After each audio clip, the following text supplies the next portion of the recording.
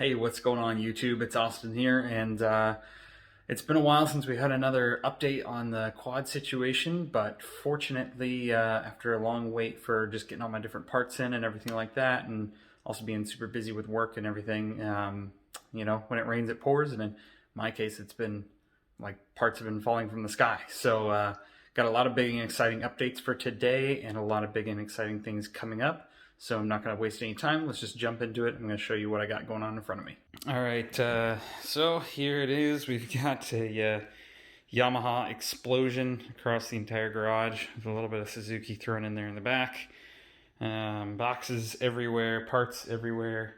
It's a disorganized mess right now, but we are going to be in business this weekend. So I'm most excited to show you what I got in front of me, which is the Yamaha parts. So this is what I needed to get the engine rebuild complete.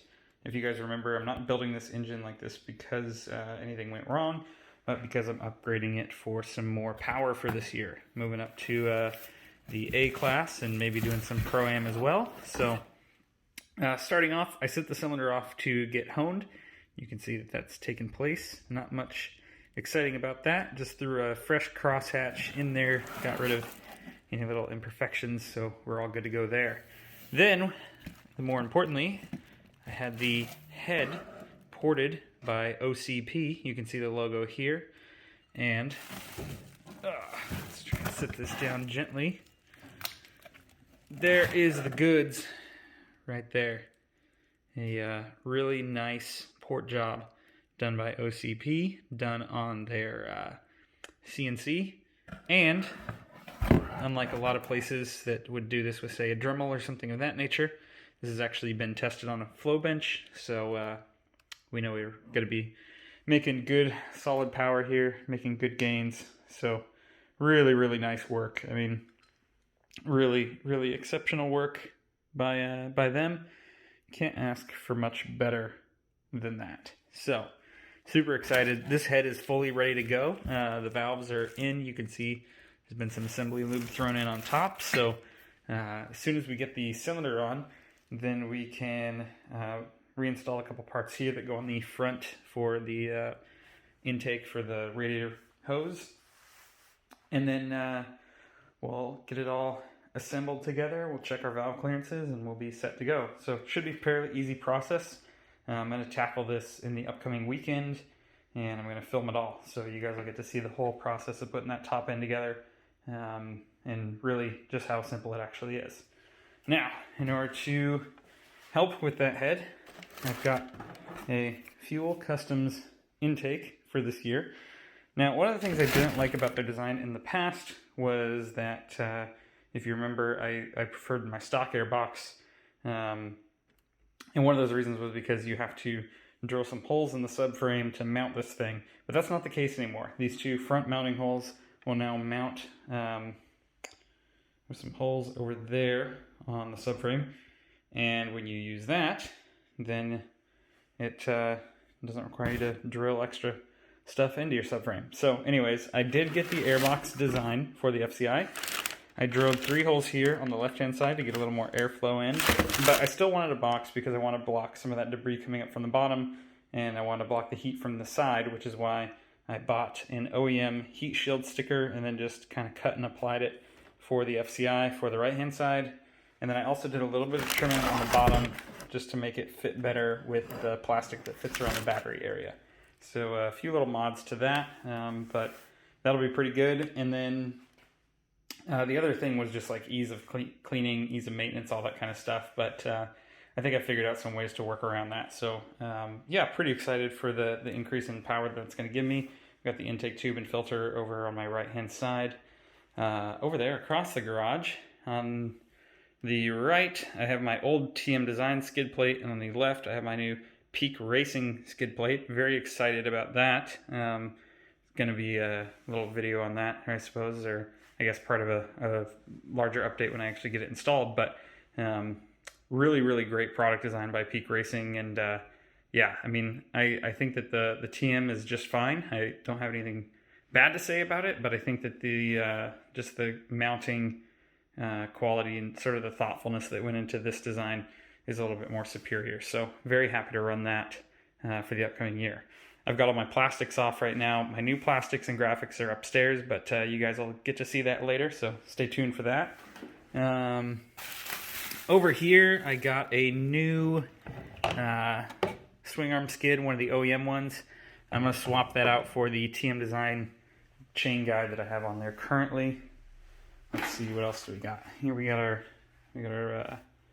cams and our tappets for the valves, as well as our shims here.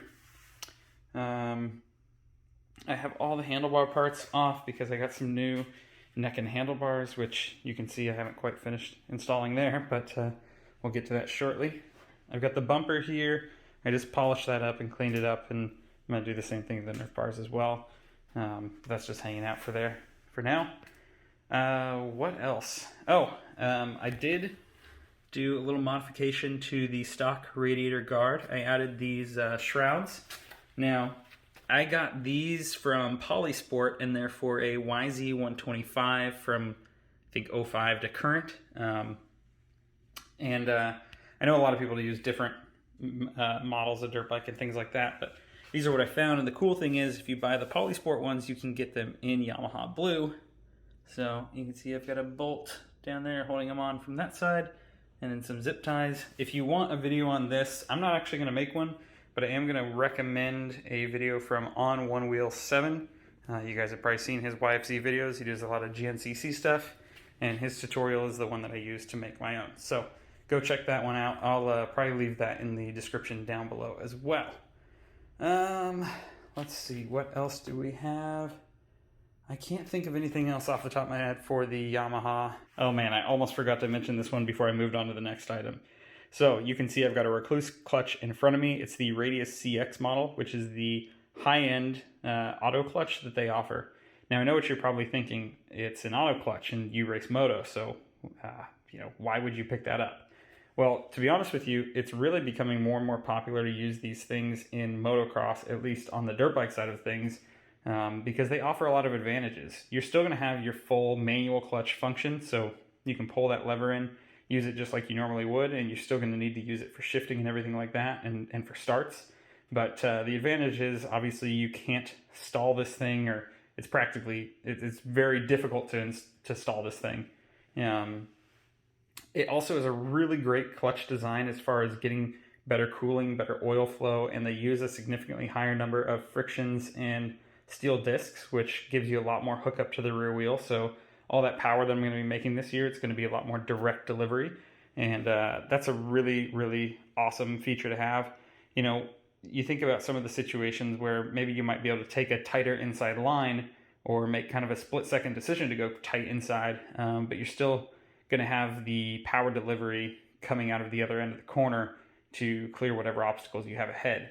And that especially applies if, say, you kind of charge in last minute, maybe you don't have time for a downshift, or even if you do downshift, maybe you're just still too low in the RPM. You know that, aside from feathering the clutch yourself, you've got something there that's going to give you a reliable and consistent feel. So anyways, very excited about this, very excited to test it out and see how it does out there. But I really think that, branding this as sort of a enduro or off-road only clutch is kind of a mistake. I think that they have a lot of usefulness in a moto application as well, and I'm going to at least test that theory out myself. So anyways, that is the last thing I can think of for the LT-R, or for the Yamaha, and we'll move on to the LT-R, which has some very exciting news for those of you that are excited to see this thing up and running again.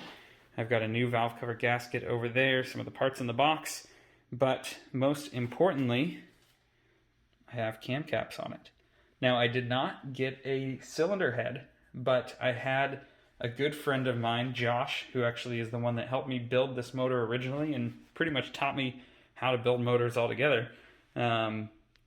He saw my last video. He reached out to me. In essence, he called me an idiot and said he can totally fix those. So I mailed them over to his house, and he did his magic. Now, he was talking about doing a couple different methods. One of them would have been like to add some material to the cam caps by welding and then retap the holes. But ultimately, he ended up finding a thread kit, or a rethread kit that worked for this.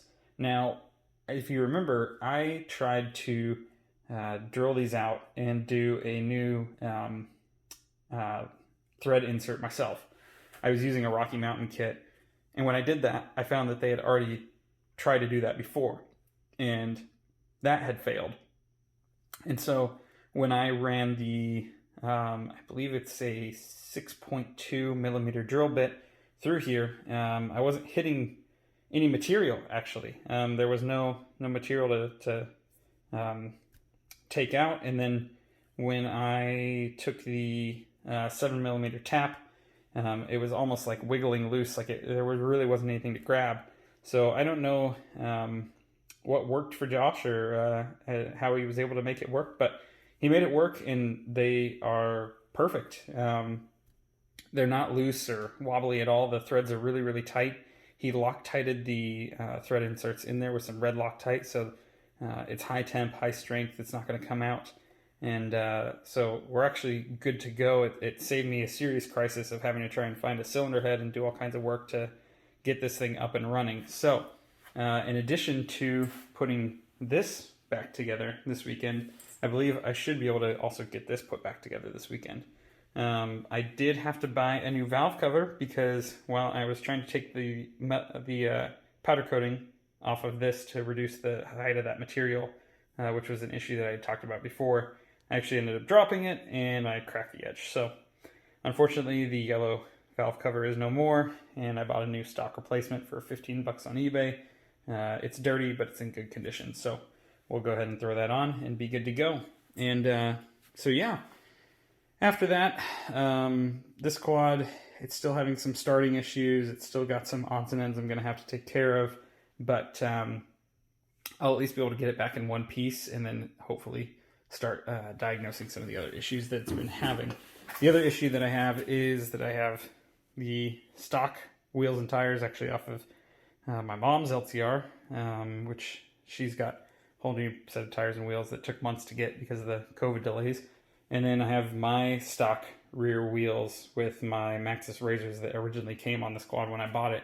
And those are painted green because we were having a suicide awareness race a few years back, and the theme was to go green. So I went all out and made the decision to spray paint my wheels green, and now I'm kind of stuck with that decision. So in any case, I may mount up the wheels and tires that were on this quad previously that are sitting over there to the stock wheels.